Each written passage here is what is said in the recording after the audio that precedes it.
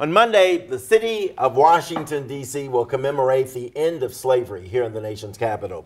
DC Emancipation Day is celebrated every year, April 16th, and this year the festivities start on Saturday. By 1860, there were about 4 million slaves in this country. President Lincoln signed the Compensated Emancipation Act of April 16th, 1862. That act freed more than 3,000 slaves here in the District of Columbia. Slavery didn't end for the rest of the country until after the Civil War, which went from 1861 until 1865. You know this, the 13th Amendment to the Constitution ended slavery for the rest of the U.S. in 1865. That amendment, while ratified by 30 of 36 states that same year, it wasn't ratified by the state of Mississippi until 1995. I'm joined by Charon Hines. She's director of the Mayor's Office of Community Affairs. Charon, thanks for joining us. You went to school with the mayor? I did, Bruce. Give a shout out to your high school. Yes, I want to shout out to Elizabeth Seton High School, Go Road Runners class of 91. In Prince George's County? Yes, it is. All right. So it's a holiday here. Yes. You know, workers get off. A lot of the businesses don't open. There are street festivals, there are parades and that sort of thing. So why is it a holiday here? Why is it a big deal here in the nation's capital? It is a big deal here in the nation's capital because the legislation that President Lincoln signed freed slaves that were in Washington, D.C. And so, of course, it is an act of being emancipated, of being free. So it's a joyous occasion. It's a historical celebration as well. And so it gives an opportunity for long-term Washingtonians and new Washingtonians to have a better understanding of the history of where we live and reside.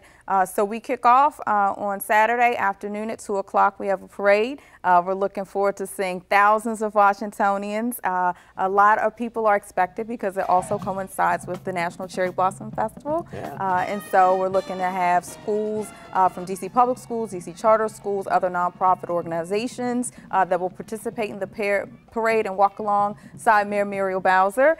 So we're going to start at 2 o'clock. And then what I'm most excited about, Bruce, 3 p.m. we have a fantastic concert with a star-studded lineup.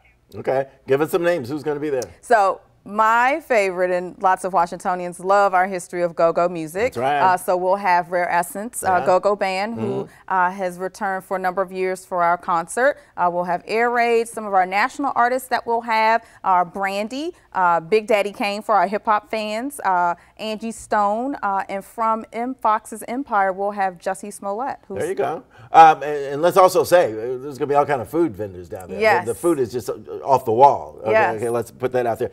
We're also conflating, you know, this holiday with the drive for statehood for D.C. Absolutely. Residents here have not given up on that. A lot of people think it's a lost cause. States aren't going to give up that kind of power. We don't have that support on the Hill, certainly, you know, on the Republican side. What do you say to that? So as a third-generation Washingtonian, and as I age gracefully, I understand definitely the necessary advocacy to have a voice and a vote on the Hill. Our Congresswoman Delegate Eleanor Holmes Norton has done a fantastic job as advocating for us. She has a voice, but she doesn't have a vote. Right. And we also know taxation without representation has been the theme of Washington, D.C., because we are not a state. So we focus as a local, federal, municipality, and it's time for statehood. And so we have a strong, active statehood organization, I would say, that's spearheaded through our office of the senior advisor under the Bowser administration. Absolutely right. And when I go around the country, I tell people that residents in other capital cities around the world do have voting representation in their national legislative bodies. The former mayor of Paris, France, went on to become the head of the country. That couldn't happen here. Muriel Bowser cannot even dream of becoming a voting member of Congress, the Senate, and certainly she can't become president. Until we become a state. Ooh, there you go. All right. Last word. Nice meeting you. Thank you so much, Bruce. All right. Take care.